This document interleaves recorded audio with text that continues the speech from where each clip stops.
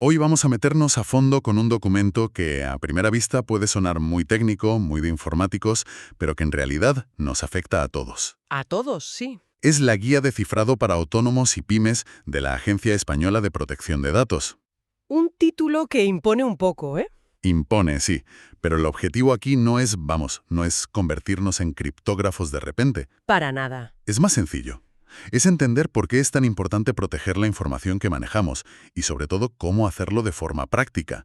Y lo bueno de esta guía es que usa casos reales, algunos de verdad escalofriantes, para que el riesgo se sienta.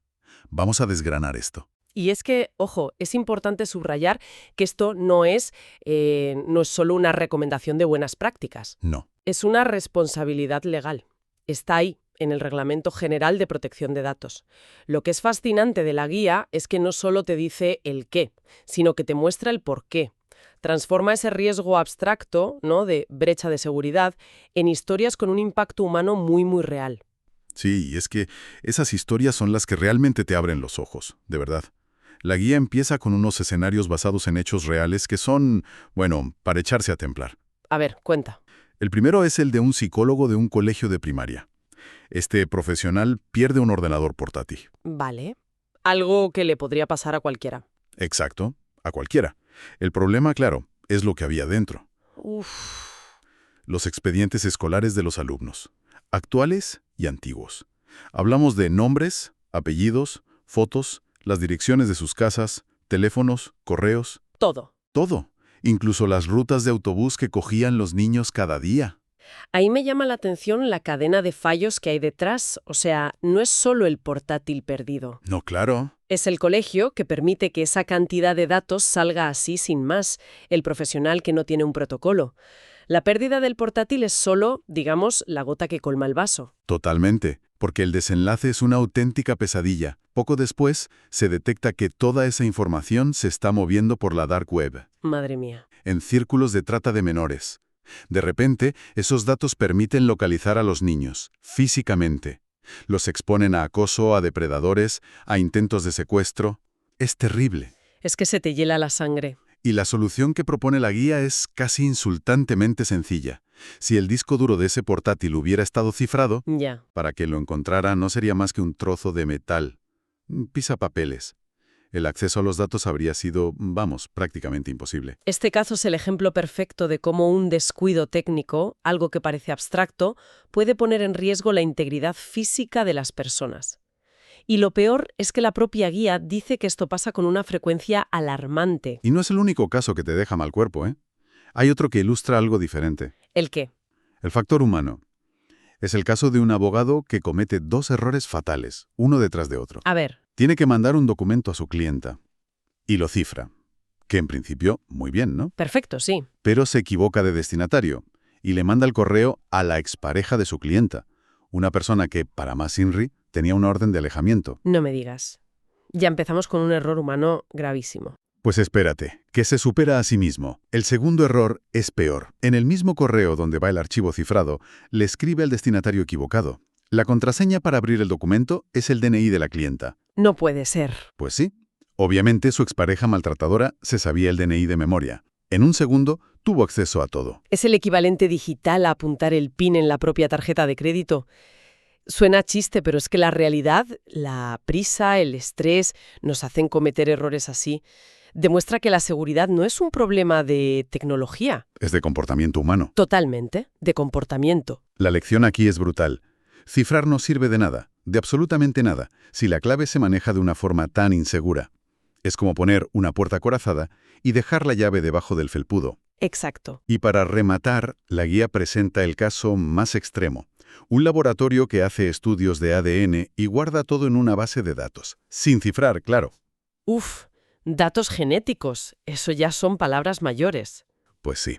Y el contexto es clave. A nivel internacional estalla un conflicto étnico muy violento.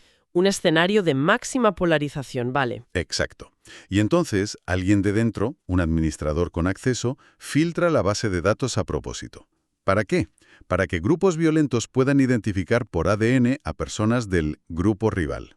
¡Qué horror! La información acaba en canales de Telegram donde se promueven ataques directos contra estas personas, sus familias. Este caso demuestra que la falta de seguridad puede tener consecuencias fatales y permanentes, Claro. porque tu ADN no lo puedes cambiar como una contraseña. Y es que esto demuestra que los datos no son algo inerte. Tienen un potencial, como la gasolina. En las manos equivocadas, un dato, sea una dirección o un perfil genético, se convierte en un arma, literalmente. La responsabilidad no solo es guardar información, es desactivar ese peligro. Después de escuchar todo esto, mi primer instinto es, querer comprar el software de cifrado más potente del mundo y aplicarlo a todo. Una reacción lógica. Convertir mi vida digital en un búnker. Pero, ¿es realmente tan simple o me estoy equivocando? Es una reacción normal, pero sí, estarías cayendo en una pequeña trampa. Y este es un punto que la guía deja muy, muy claro. El cifrado es fundamental, sí, pero es solo una pieza del puzzle. Vale, Hay dos malentendidos muy típicos. El primero, pensar que cifrar es lo mismo que anonimizar, y es falso. Los datos cifrados siguen siendo datos personales. ¿siguen vinculados a una persona? Exacto. Simplemente están protegidos, pero el vínculo sigue ahí. Es como guardar un diario personal en una caja fuerte. El diario sigue siendo tu diario. Si alguien consigue la combinación, Lo leerá todo. Has dado en el clavo. Es la analogía perfecta. Y el segundo mito es que cifrar lo soluciona todo. También falso. Debe ser parte de una estrategia más amplia. ¿y cuál es esa estrategia? Aquí la guía introduce un concepto que es casi más importante que el cifrado en sí. El principio de minimización de datos. Minimización. ¿Suena bien? Significa recoger, usar y guardar solo los datos que son estrictamente necesarios. Ni uno más. Claro, volviendo al caso del psicólogo. Exacto. Más allá de no haber cifrado el portátil, la pregunta clave es, ¿de verdad necesitaba llevar en ese ordenador todos los expedientes de todos los alumnos pasados y presentes para su trabajo de ese día? Pues seguramente no. La respuesta es casi seguro que no. Si hubiera minimizado, si solo llevaba los datos indispensables, el impacto de la pérdida habría sido infinitamente menor. El dato que no tienes es el único que es 100% seguro. Vale, entendido. No es magia, es estrategia. Me gusta ese enfoque. Y por suerte la guía no se queda solo en los sustos y la teoría. No, es muy práctica. Ofrece una especie de checklist, una lista de tareas, muy útil para autónomos y pequeñas empresas. Vamos a repasarlo, que la mayoría de cosas son más sencillas de lo que parece. La guía lo divide en dos bloques: proteger las comunicaciones, o sea, los datos en tránsito, Sí. y proteger los datos guardados, los datos en reposo. Empecemos por los que se mueven, que es donde solemos ser más vulnerables en el día a día. Venga, pues lo más básico de todo, navegar por Internet. Cuando entramos en una web, hay que buscar siempre el candadito y que la dirección empiece por HTTPS. El HTTPS. Eso es. Parece una tontería, pero garantiza que la comunicación entre nuestro ordenador y esa web está cifrada. Es la higiene digital más elemental. Como lavarse las manos antes de comer. Un hábito que debería ser automático. Totalmente. Luego, el correo electrónico y los adjuntos. Se pueden cifrar. Y como hemos aprendido a las malas con el abogado. La lección de oro. La contraseña. Siempre por otro canal. Si mandas el archivo por email, la clave por una llamada, un SMS, un mensaje de otra app, nunca en el mismo correo. Ese principio de separar canales es que es innegociable. Romperlo es, como decías tú, dejar la llave bajo el felpudo. Anula todo el esfuerzo. Tal cual. Y, por último, en este bloque, las videoconferencias y la mensajería. Aquí la guía recomienda usar plataformas con cifrado de extremo a extremo. Que son las que usamos casi todos. Claro, menciona ejemplos como Teams o WhatsApp. Este cifrado asegura que solo el emisor y el receptor pueden leer los mensajes. Nadie en medio, ni siquiera la propia empresa. Vale, pasemos entonces a proteger la información cuando está quieta, guardada en nuestros equipos. Exacto. El segundo gran bloque, los datos en reposo. Lo primero, los discos duros, de portátiles y de ordenadores de sobremesa.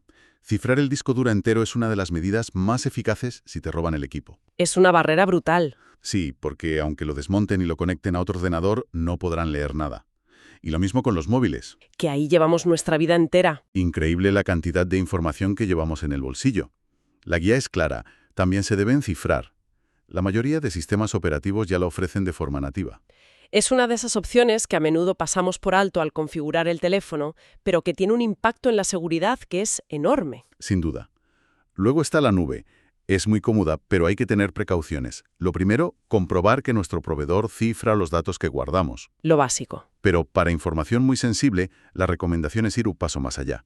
Cifrar los archivos nosotros mismos antes de subirlos. Esto es clave. Es la diferencia entre confiar en la cerradura que te pone el casero y poner tú tu propia cerradura en la puerta. Buena analogía. El proveedor de la nube tiene la llave maestra de su sistema, pero no tiene la tuya. Es aplicar el principio de confianza cero a nuestros propios archivos. Me parece una analogía buenísima. Y ya por último, las copias de seguridad. De nada sirve tener todo seguro si la copia de seguridad es vulnerable. Es el punto débil clásico. Exacto. Esas copias, estén en un disco externo o donde sea, también deben estar cifradas. Siempre.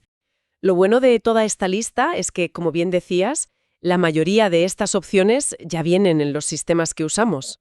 No hablamos de comprar software caro y complejo. No, para nada. En muchos casos es buscar la opción en la configuración, activarla y, sobre todo, crear el hábito. El mayor obstáculo no es técnico, es la pereza o la falta de conciencia. Pues creo que el recorrido ha quedado bastante claro. Hemos pasado del miedo, de las historias reales. Un poco de miedo sí quedaban. A entender que el cifrado no es una varita mágica, sino una pieza clave de una estrategia. Y hemos terminado con una lista de acciones concretas que cualquiera puede empezar a aplicar hoy mismo. Y para cerrar, la guía concluye con una recomendación que da para una reflexión final muy interesante. A ver. Aconseja que, igual que se recurre a un gestor para los impuestos o a un técnico para las alarmas, se debería recurrir a especialistas en privacidad. Y esto nos deja una pregunta en el aire. ¿Cuál? En un mundo digital como el nuestro, saber cómo proteger la información se está convirtiendo en una competencia tan básica y esencial como la gestión financiera para cualquier profesional. Parece que ya ha dejado de ser cosa de informáticos. Para convertirse en una pieza clave del negocio. Exacto, una pieza clave. Muchas gracias por tu atención y hasta el próximo podcast.